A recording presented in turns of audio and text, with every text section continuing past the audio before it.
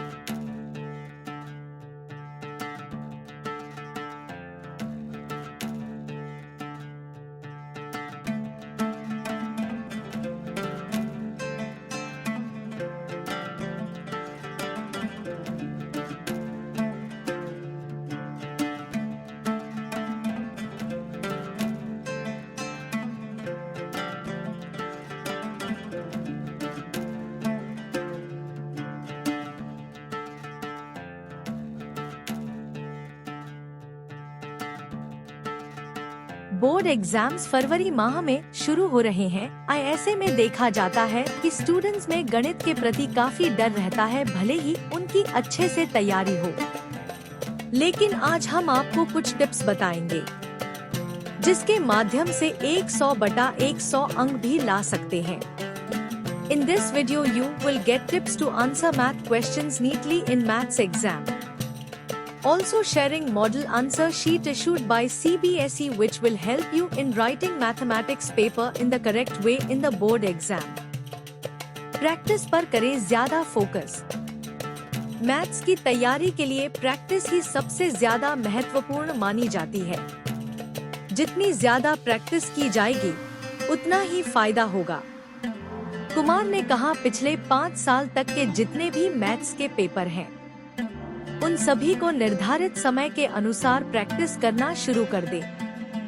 अपने रूम में फॉर्मूले से संबंधित विभिन्न चार्ट पेपर लगा ले आए। कोई सवाल ऐसा लग रहा है जिसके आंसर में आप कंफ्यूज हो गए हैं तो उसको आंसर शीट के बजाय उपलब्ध कराई गई रफ कॉपी पर करके देखें। किसी सवाल पर अटक रहे हैं तो उसे छोड़ दे और अन्य क्वेश्चनों के आंसर लिखें। मैथ्स के सवालों के जवाब फॉर्मूले से ही आते हैं, इसलिए जल्दबाजी न करें और सही फॉर्मूला अप्लाई करें। बेहद सावधानी के साथ आंसर लिखें ताकि आप परफॉर्म कर पाएं। सारे जवाब लिखने के बाद यदि कुछ समय बचे तो एक बार जवाबों को रीचेक कर ले आए। महत्वपूर्ण ट्रिक्स जिनको अपनाकर विद्यार्थी सीबीएसई कक्षा 10वीं की गणित बोर्ड परीक्षा में सभी प्रश्नों को सही तरीके से हल करते हुए पेपर को समय से पहले दत्त कर पाएंगे और बेहतरीन अंक हासिल कर सकेंगे। एक, सबसे पहले एग्जाम पैटर्न को बारीकी से समझें। किसी भी एग्जाम को देने से पहले उसके पैटर्न को समझना बेहद जरूरी होता है, क्योंकि इससे आप उस एग्जाम के असली स्ट्रक्चर से परिचित हो पाते हैं जो आपको एग्जामिनेशन हॉल में देखने को मिलेगा। इसके अलावा एग्जामिनेशन पैटर्न से आपको इम्तिहान में पूछे जाने वाले प्रश्नों के प्रकार का भी पता चलता है। इससे आपको एग्जाम के दिन प्रश्न पत्र के स्ट्रक्चर को समझने में ज्यादा दिक्कत नहीं होगी और आपका कीमती समय भी बच जाएगा। 2, एग्जाम देने से पहले एक रणनीति जरूर तैयार करें। एक बार जब आपने गणित विषय के लिए एग्जामिनेशन पैटर्न को अच्छे से समझ लिया हो तो इसके बाद अगला काम होगा उस पैटर्न के अनुसार फाइनल एग्जाम के लिए एक खास स्ट्रेटेजी तैयार करना। एग्जाम में कितने वर्गों में कितने प्रश्न पूछे जाएंगे और इन प्रश्नों का भार विभाजन किस प्रकार होगा, इन सभी का अच्छे से विश्लेषण करें।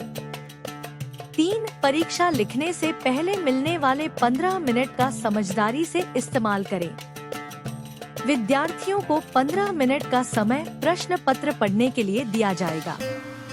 यह समय एग्जाम के लिए उचित रणनीति तैयार करने के लिए सबसे बेहतरीन अवसर होता है।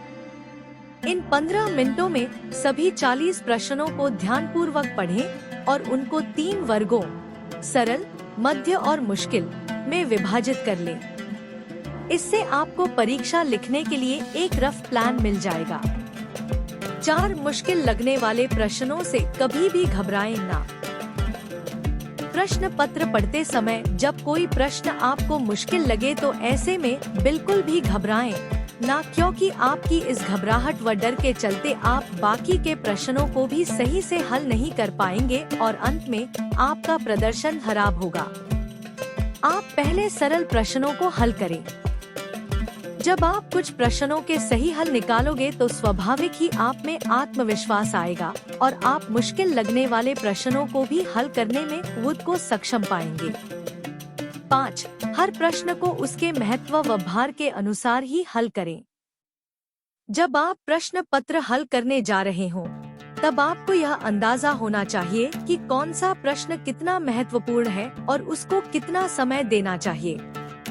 इससे आप उन प्रश्नों पर ज्यादा समय बर्बाद करने से बचोगे जिनसे आपको कुछ खास अंक प्राप्त नहीं होंगे, बल्कि उसकी जगह आप पहले उन प्रश्नों को हल करें जो आपको अच्छे से आते हैं और जिनसे आपको अधिकतम अंक मिलेंगे।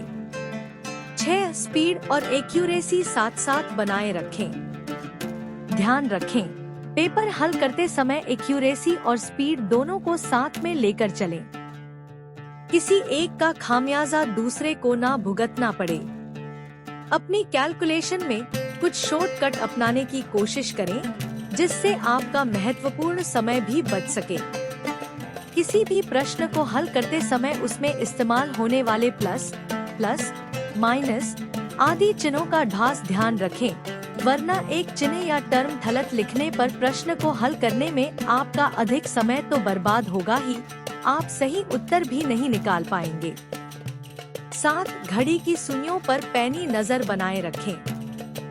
परीक्षा हल करते दौरान घड़ी पर नजर बनाए रखने से आपको पता चलता रहेगा कि आप अपने प्लान के मुताबिक कितना चल रहे हैं और आपको यह भी अंदाजा हो पाएगा कि कितने प्रश्न अभी बाकी हैं और इनको हल करने के लिए आपके पास कितना समय बचा है। एक बात याद रखें, आपके टाइम प्लान में यदि 5 से 10 मिनट कम या ज्यादा हो रहे हों तो इससे घबराएं नहीं।